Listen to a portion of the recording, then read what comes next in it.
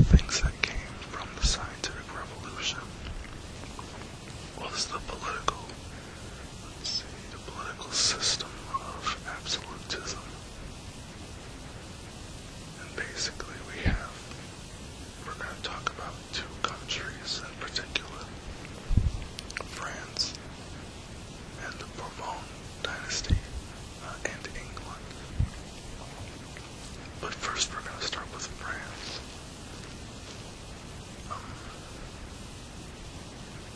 And we'll start with King Henry IV. King Henry IV was actually a Protestant in France, which was mostly a Catholic country. But he converted to Catholicism in order to keep the peace. But one of the things he did was he passed the Edict of Nantes in 1598, and that gave a lot of rights to Calvinist Protestants in France. But even though he had converted to Catholicism, he was still unpopular amongst much of the Catholics, many of the Catholics in France, and he was assassinated in 1610. Let's see, his 9-year-old son becomes the king, and his mother, King Henry IV's mother, the one who was assassinated, Marie de Medici, she becomes the regent. So basically she's in charge, but she appoints Cardinal Richelieu as the advisor. So that's in order to help the country and herself. So she appoints the Cardinal Richelieu as advisor. He's basically acting as almost as king of the country. He's the leader of the country at the time. And Cardinal Richelieu did a lot to centralize the government, the French government, and he started in the year 1634. Some of the things he did were he got the national debt under control, and he had a successful foreign policy, which made France one of the leading powers in Western Europe.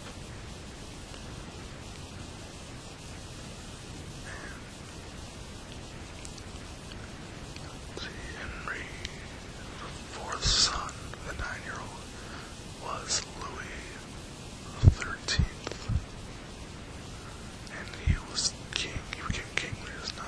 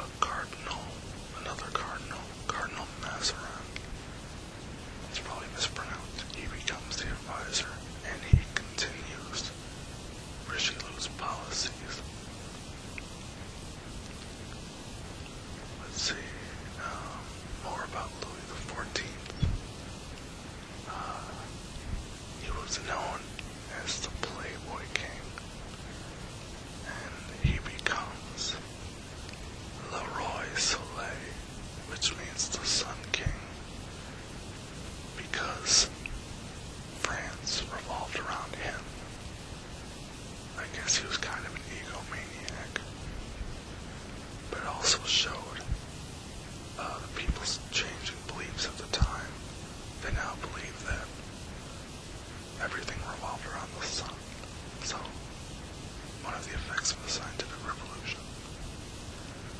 Okay, during the Fronde Rebellion from 1648 to 1642, when Louis XIV is still very young, the Fronde Rebellion shaped Louis's attitude towards nobles, and he decides he needs to keep nobles under his eye. And basically the Fronde Rebellion was a civil war in France between the French parliamentarians and the French nobles. And because of the actions of the nobles that he sees, it helps to lead him to his political beliefs, his desired political belief in absolutism. And one of the things he did was, as king, he revoked the Edict of Nantes in 1685, which took away the rights of the Huguenots, which were the French Protestants, and they had to leave the country. And the result of this was one king, one law, one faith,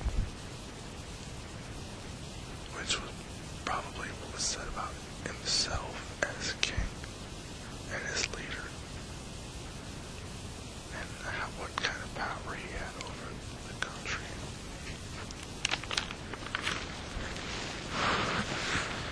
Another thing he did as king was built the Palace of Versailles,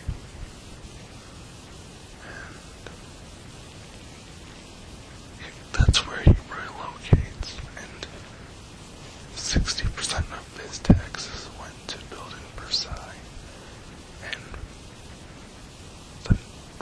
Versailles actually housed many nobles, and the reason why is so that Louis could keep an eye on them, because they'd all be living in the same palace. So, because I believe he wanted to make sure he had all the power himself, which was he believed to be the most effective thing. As I said before, these are my notes, so I might not have much else to say about this at the time, because we're not really talking about King Louis, and we're just talking mostly about absolutism. Okay, and the next country we're talking about is England. And the various, from the death of King Henry VIII up until the Glorious Revolution,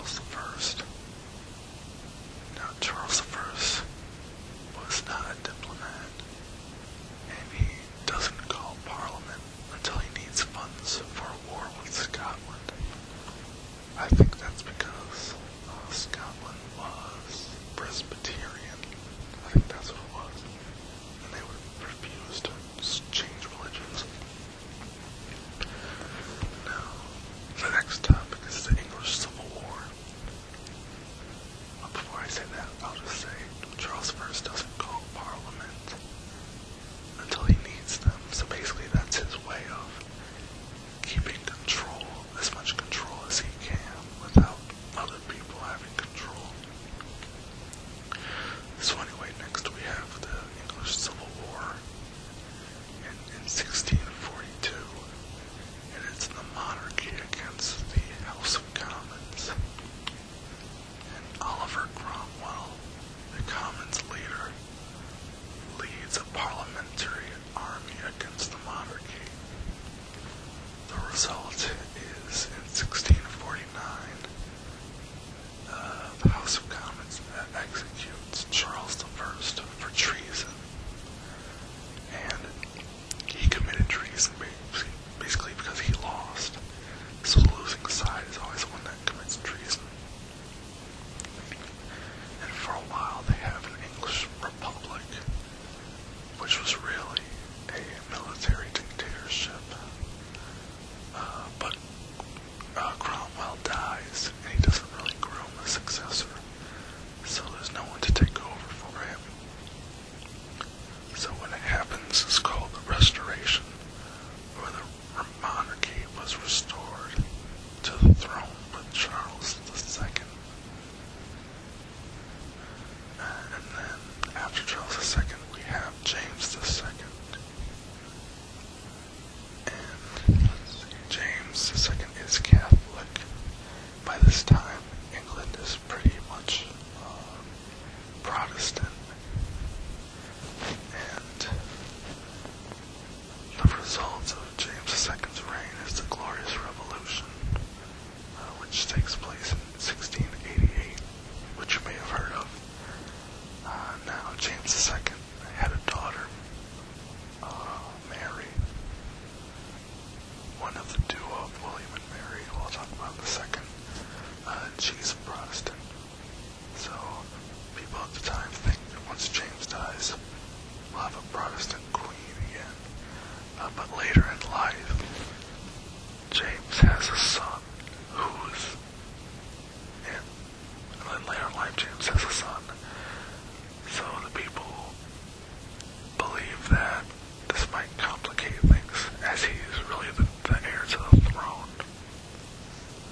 And as a result of this, Parliament dethroned James II and chose William and Mary, James' daughter, to be king and queen of England. This is important because the leader of the country were chosen by Parliament rather than by God, which is how it was seen as before.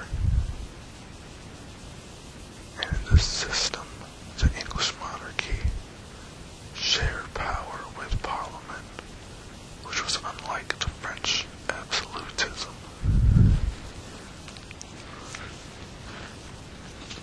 I believe that's it for this topic of absolutism.